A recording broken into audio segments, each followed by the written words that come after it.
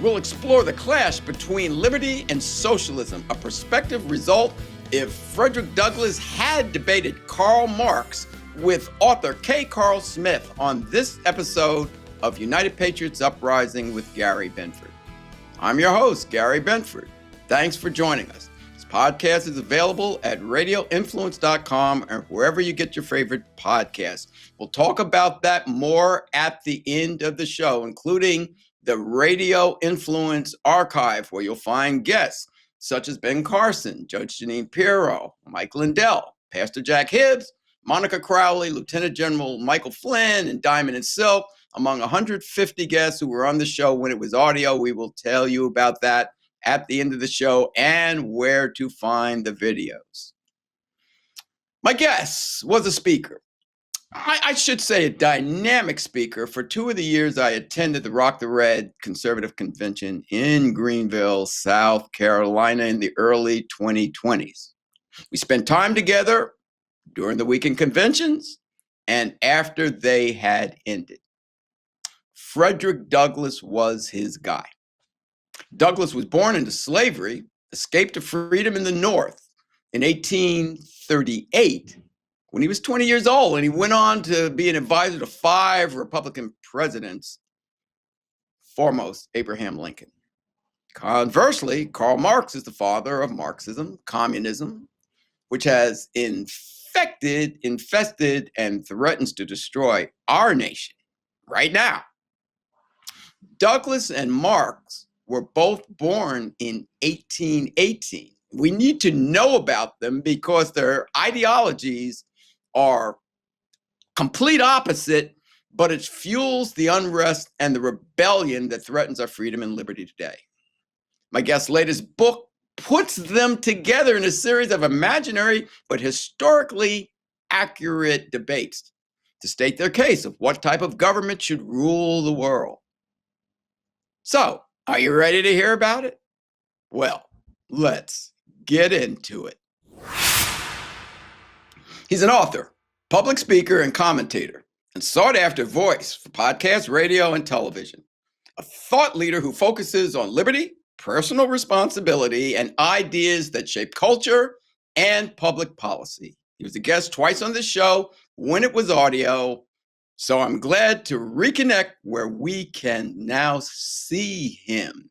His recently released book is entitled Douglass versus Marx, The Battle for America's Soul. I welcome back to the broadcast, Mr. KCarl Smith. KCarl, how are you?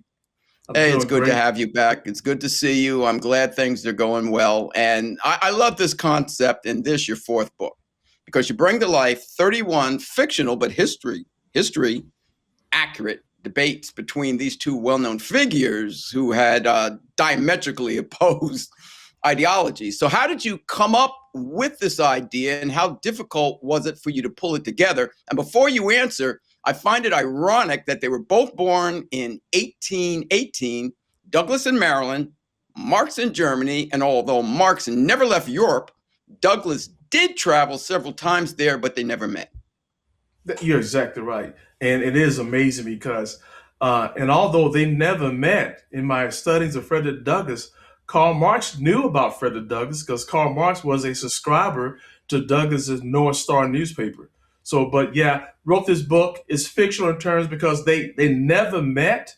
That's where the fiction stops. But in terms of them debating and having this debate series going on, 31 different issues, all the claims of Marxism, the content of the debate is based on their philosophy, their ideology, what they said, what they wrote.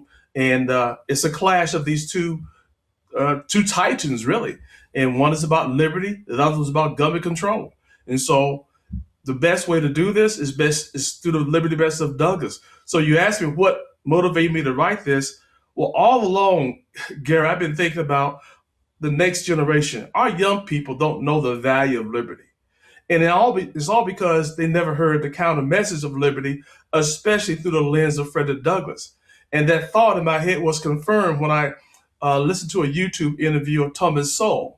Thomas Sowell, as you know, when he started off as a young man, he was a devout Marxist.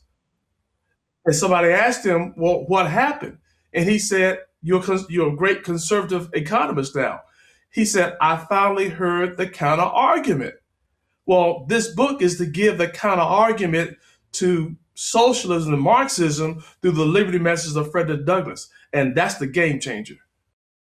I hear you. Now, how much research and time did this take for you to do? Now, what people that haven't heard you before may not know, Frederick Douglass has been your guy. The two times I saw you speak, you talked about being a Frederick Douglass Republican, and you were explaining what Frederick Douglass stood for and how, even back in the days of slavery and the Civil War, and back in the 1800s, at that time, and being an advisor to 5 Republican presidents, this guy got it right, and you always explain how he got it right and why. So you knew Douglass, but was it Marx that you had to really bone up on to be able to put this together?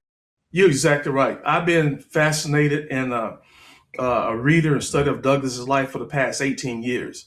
But to understand Marx, I had to kind of research Marx. I had to read all of his writings, his academic works, a lot of boring stuff, but I had to get into it to understand what was the basis of his philosophy and why did he have it, and what was his theories all about, and how did that really contrast with the liberty message of Frederick Douglass? Because Karl Marx wrote about the Constitution. He believed it was a tool used by the rich to keep themselves in power.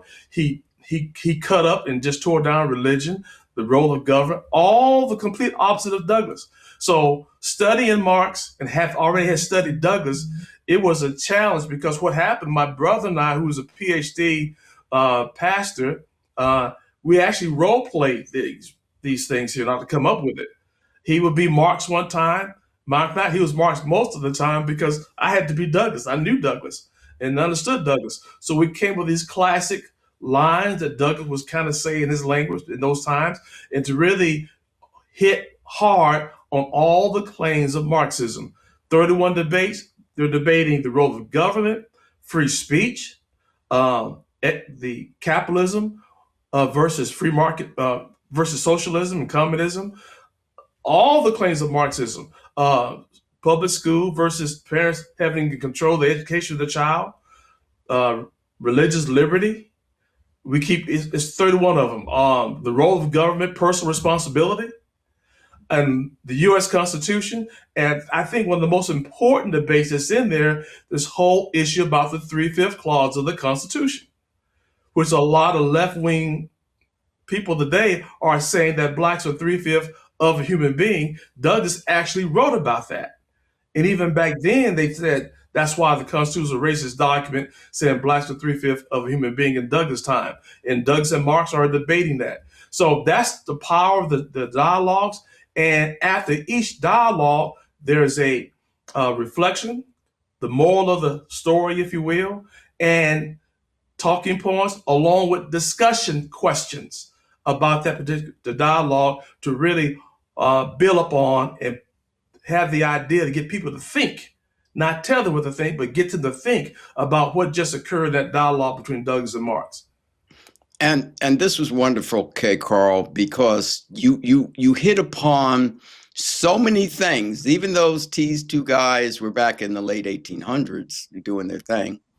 You hit upon things that are so important today. Like, as you said, one of the topics is race and identity, the role of government, because see, a lot of these kids think the role of government is to take care of you from the cradle to the grave. The role of government, the founding fathers made sure to try and keep government out of the picture, that because where they came from, they were under tyrannical government. That's why they made it about we the people, parental school choice. You hit so many things, religious liberty, the meaning of equality, which is very different than equity. So they flipped the script, the left, to try and make us think that the founding fathers were more along the lines of Marx than they were along the lines of Frederick Douglass, when in reality, they know doggone well they had that Karl Marx was the farthest thing from, anything that they wanted to put in this country. So how did they pull this off? Like, how did they pull this off to make us think now that all this garbage that we're seeing? Well, one of the things is that the left has done constitutional. so, yeah, well, one of the things they've done so successfully and massively, they have demonized us being the speakers, where before we speak, they think we're racist or we're Nazis. So therefore, when we do speak, our words not going to carry that far. People are going to turn a deaf ear to it. So by the propaganda attacks, really, that's the first thing they do, because they can't debate us on the substance or what we're talking about. It's all about the propaganda. And I think that's what the left has mastered, and that's where we're weak.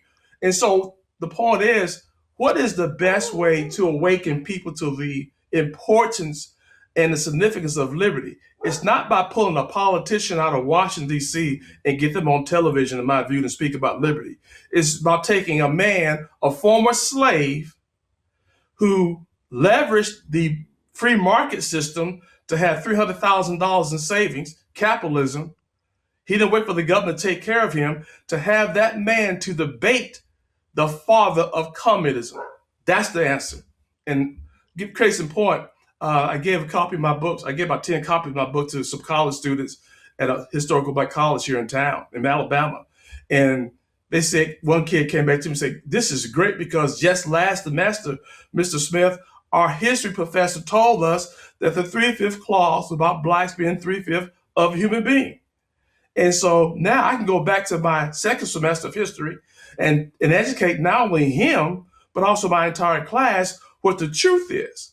And so that's the power of it. So it gives these students now the ammunition they need on college campuses to better articulate their conservative point of view and defend it by leveraging the liberty message of Douglas. There you go. Now, we don't want you to give away, or we want people to get the book, but take two of the topics, and I would like race and identity to be one of them. Just take two of the topics and just kind of give an overview of how this works between the two debating. So what you want the second one to be? You want the one Anyone you want to take. Anyone. I choose one. I'll let you choose the other. Okay. Let me dialogue number 6 is about personal responsibility. Because Douglas believed that when it comes to liberty, liberty is nothing if you don't have personal responsibility. Everybody want to talk about rights, but never talk about responsibility. So in this particular dialogue here, let me just give the first two terms here. So this is Marx speaking. "Mr. Douglas, you emphasize personal responsibility, but the lower class are trapped by society. How can you expect them to rise without collective action?" Here's Douglas' response. "Karl, real change comes from the courage and effort of the individual. Society may be unjust, but every person has the ability and the duty to improve themselves. I rose from slavery because I claim responsibility for my mind, my body, and my actions." So this is how these dialogue takes place.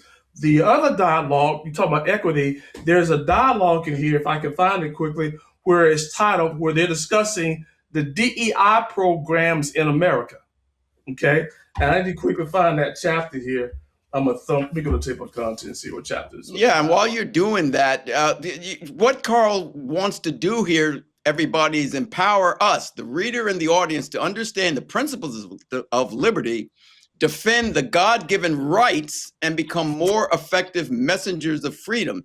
Because part of the problem is the left is very good at not defending what they believe because they can't, but just poking holes and saying, asking us questions, and what about this, and what about this, and what about this? And what we need to do is exactly what Frederick Douglass does, put them on the defense, force them to defend Marxism and socialism, but you have to understand the principles of liberty and freedom in order to do that, and that's what this book is about. So this is dialogue. You probably can't see it here. You probably can't see it because of the glare. So dialogue 14 is called DEI programs. Again, I'm just going to read you the first two terms of Marx and Douglas. Marx is first here. Marx says, "Mr. Douglas, DEI programs are essential. They redistribute opportunity and power to the historically oppressed. Without state enforcement, society remains unjust." Here's Douglas. "Karl, Liberty cannot be achieved through forced redistribution or mandated outcomes. True equality comes from opportunity, responsibility, and character, not quotas or compelled compliance. So that's they go on and talk, and it really, this is probably the longest dialogue I have in the book here, because it really talked about this whole thing about equity. And here's the important thing about Douglas and Marx. Why, when you read these, Douglas wins all the time because Karl Marx had theories about oppression. He wrote about things he'd never experienced. Frederick Douglass had real life experiences about oppression. He was a slave. And so by Douglas having experience over a theory, it makes more sense. And that's why young people gravitate to our message here, because you cannot win an argument about his value for the Constitution and respect for the founding fathers from a man who was a former slave. You can't win that argument. So therefore, you listen to what he has to say. And Karl Marx, in this book here, in these dialogues, couldn't win the arguments. So it really comes out crystal clear that Douglas' idea of liberty, personal responsibility, the limited power of government, all the principles the founding fathers laid out, Douglas articulated them, and he articulated them from the position of being a former slave and not a theorist, and that's the game changer. That's what wakes people up. I certainly hope so. I know you've done a masterful job, but I'm sitting here and I was listening to you, and I was thinking back to a couple early Sunday mornings in Greenville, South Carolina. The Rock the Red was over. It ended around 11, and it's Sunday morning, and Donna Fiducian, Don Newen, and Claire Lopez, John Delemy, Trevor Loudon, we're all milling around, and you're milling around, and I'd look you in the eye, and we'd be sitting at a table somewhere, all tired, and I'd say, how can Black people voting 90% Democrat, why is it they align against Frederick Douglass? Why would they want to align with people like Marx, Lenin, Stalin, Mao, Alinsky, Obama? Has it changed at all yet, KCarl? What the heck? Gary, I don't think they think about it that deeply. They're on the surface level. They don't think of Douglas as that he leveraged the capitalist system and create $300,000 in savings. Because I didn't think of Hold it. on, I got to stop you right there. I have to stop you right there, because I know what some people are thinking. Some people are thinking $300,000, whoopee-doo. Yeah, but let them know what $300,000 back in like 1880 is worth today. That's over $11 million. There you go. That's over $11 million. So, hey, Gary, Douglas started his life as a 0%er. He was born below poverty. He died a 1%er. Well, you do understand people like him and Booker T. Washington, these are the worst nightmare to the so-called Black church and the Black politicians and all the gatekeepers of the Democrat Party, because they don't want you to know that a slave like Frederick Douglass could be, advising Abraham Lincoln and reach this type of. They want you to think, hey, we're still in slavery. We still can't make it, and we need help from the man. You know what I mean? Yeah, exactly right. Yeah, but is it really changing that much? I mean, because I get it, I understand it, but to me, it just seems like itching ears. They know there's a truth over here, and they know there's a truth over there. And it's just the same thing like with Jesus as Lord and Savior. You know who he is and what he stands for. Either you want him or you don't. And itching ears take you where you want to go. And it's almost like, to me, these people just want to go down this rabbit hole. And I think, Gary, with the people probably our generation, you can't get a good idea in their head. You had a crowbar. But the Gen Xers, that's who's waking up. And that's who we got to go after. Now, we got to come back. I got to come back on your show and talk about this. I actually just finished writing 2 books. So I wrote Douglas versus Marx, why liberty is important and why you always got to fight for liberty. Then I wrote another book. I wrote it actually 2 years ago. I just published it, and it's on the website. It's called Unchained Ascent. And so what I did was, Frederick Douglass' most favorite speech was a speech called Self-Made Men. And in that speech, he laid out his action plan or his action strategy for success. How did he become advisor to 5 presidents, a man who started from slavery? How did he have that kind of money, 300,000 in savings? So I took that lecture, Self-Made Man, and I made it contemporary for the day as a personal development book. So I took Douglas' philosophy, his success strategy, broke it down, wrote this book called Unchained Ascent that's based on Douglas's Self-Made Man lecture. You can get that on the And I website. was going to bring that book up, but I was also going to have you talk about, just tell people about your other two outstanding books, Telling Conservatives the Truth and Frederick Douglass Republicans. You've been banging this drum loudly for a lot of years. So let them know what your other books are about. And we'll tell them later where they can get them. Yeah. Frederick Douglass Republicans, the first book that I wrote, and Telling Conservatives the Truth. Those two books are focusing on the messaging strategy. Because as conservatives, we're terrible when it comes to messaging, primarily because, in my opinion, we're losing the propaganda battle. So in that book, I talk about if you want to be effective in having conversations with people and not confrontations, number one, stop using the word conservative because that word has been demonized by the left. As soon as you tell somebody you're a conservative, you just basically admitted that you're an Uncle Tom and a racist. Therefore, you are on the defense and nobody's going to listen to you. So in lieu of saying I'm a conservative, we teach this concept called the Frederick Douglass Republican Engagement Strategy. And so now my political identity is not that of a conservative. The name that I use is I'm a Frederick Douglass Republican. Same values, but a different name. And that name, Frederick Douglass Republican, if I can just teach a little bit, is an oxymoron for a lot of people. Douglass' icon of liberty, Republican, because of negative propaganda, is icon of racism. Liberty, racism, they don't go together. So it breaks somebody's brain because it's an oxymoron. By being an oxymoron, you make that person curious. What do you mean by being a Frederick Douglass Republican? And now you got to have content to go behind the phrase because now you're driving the narrative and tell them what makes you a Frederick Douglass Republican about those conservative values that you believe in, but do it without using the word conservative.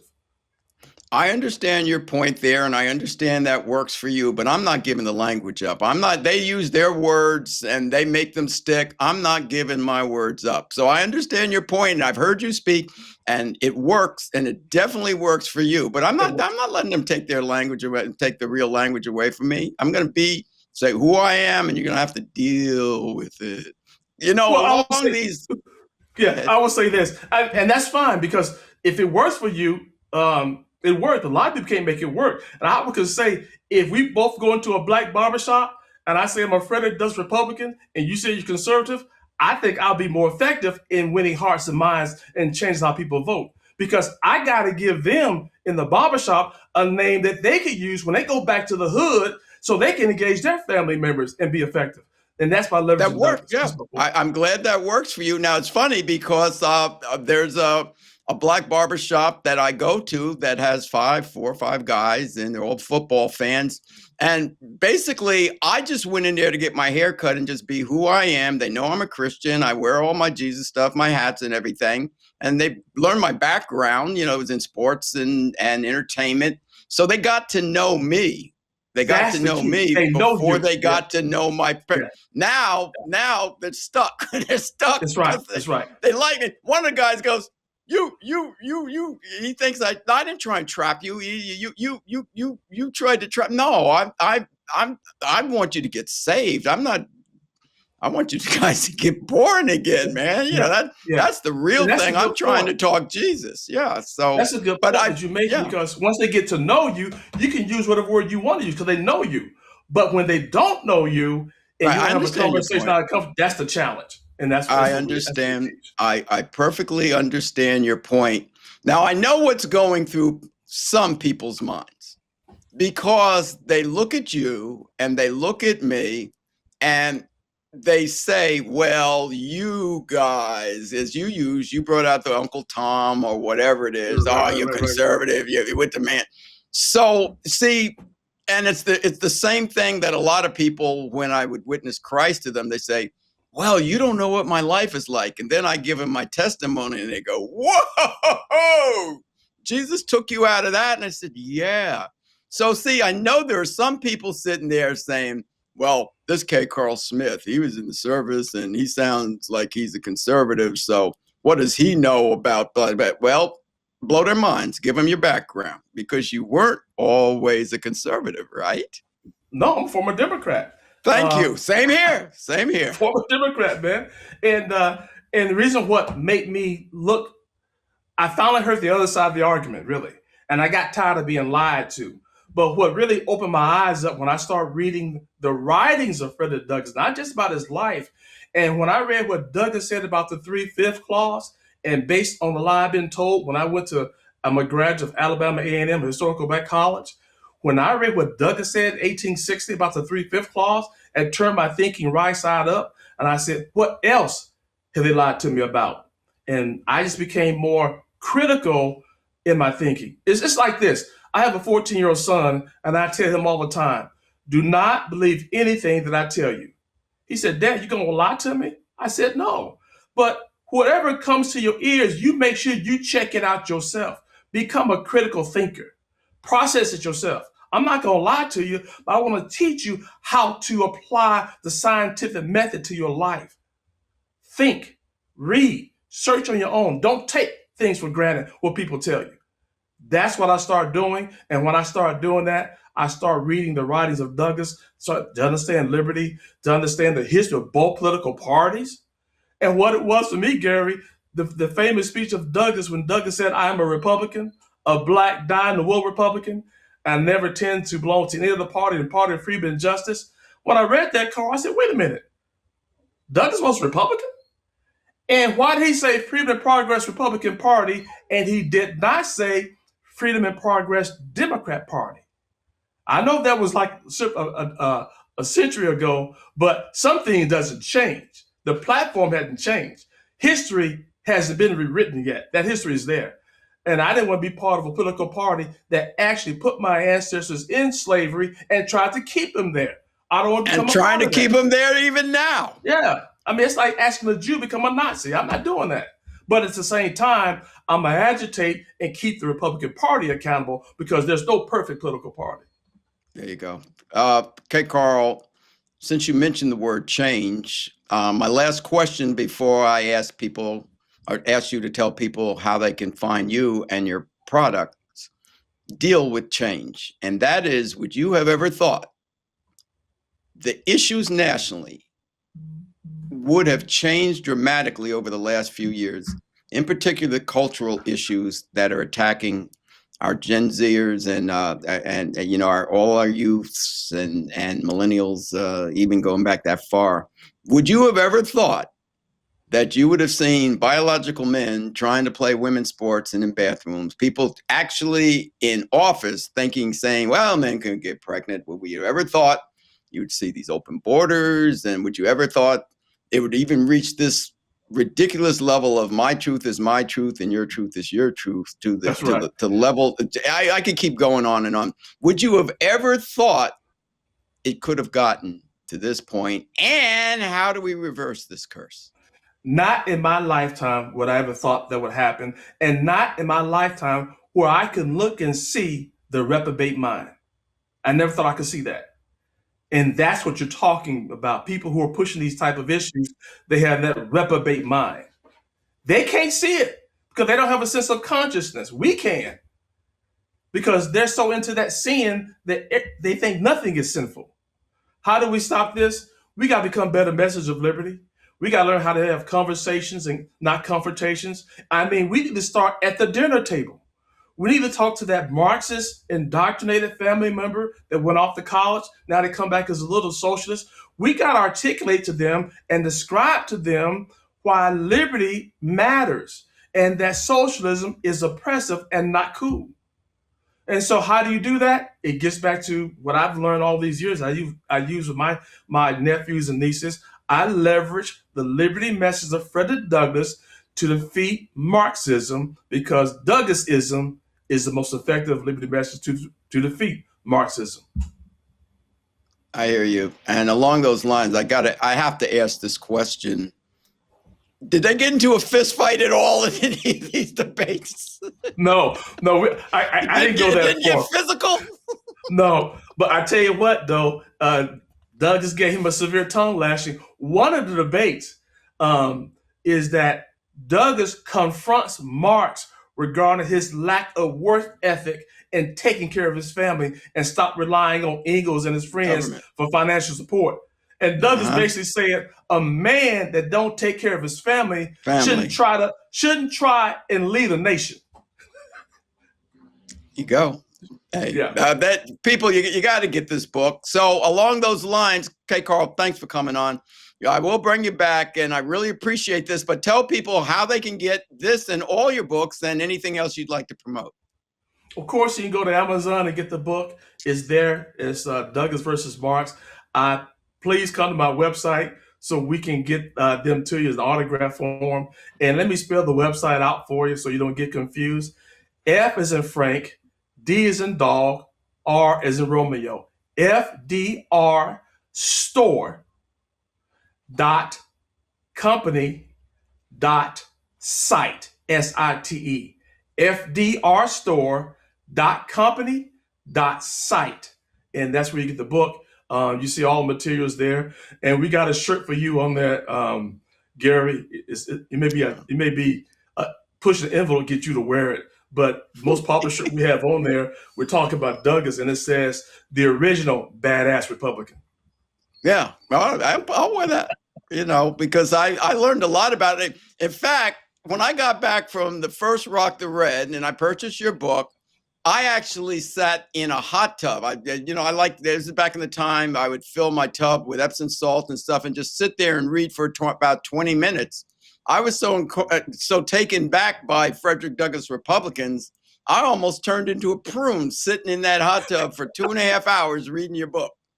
So, yeah. Well, this time, when you get the book, get it into a cold tub. Try that for 20 minutes. Yeah, hey, I hear you, man. Hey, KCarl, thanks for coming on. Keep on doing what you're doing. And got to. There you hear it.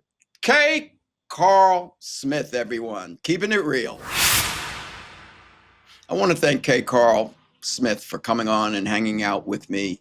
This time on video, I really, truly enjoyed being with him down in South Carolina and the conversations we had during the conventions when he was a speaker and after the conventions were over, when we really got into trying to figure out how can we keep us safe and free. So I thank you for another great book, KCarl, pitting Marxists, communists against freedom and liberty. And we know who really wins, but the key is getting freedom and liberty to win in the society we live in today. And that is no small order. So, KCarl, thanks for being who you are and for what you do. This podcast is available at radioinfluence.com or wherever you get your favorite podcasts. You can find the video version at YouTube, Rumble, the God, Family, and Country Television Network, the Rose Unplugged Media Network, vachristian.org, the America First Warehouse.com, yournews.com, the OBBM Network.tv, WeSeeYouMedia.com, and the Queens Village Republican Club.com. Wherever you go, please leave us a rating, a review, and please help us out by telling your friends about the show. Now, at the beginning, I told you about the audio archive. More than 150 high-profile guests were on this show when it was audio only from 2020 to 2023. And you can find that by going to radioinfluence.com/category/United Patriots Uprising/. Just a few of the guests: Ben Carson, Wayne Allen Root, Monica Crowley, Kira Davis, Pastor Jack Hibbs, Diamond and Silk, Lieutenant General Michael Flynn, Mike Lindell, Carol Swain, Dick Morris, Linda Lee Tarver, Judge Janine Pirro, and Brandon Tatum. Just a few of the guests that you will hear there, and what they said back then still is very valid today. Well, that's it, everyone. So until the next time, this is your host, Gary Binford, saying God bless you, God bless your families, and God bless America.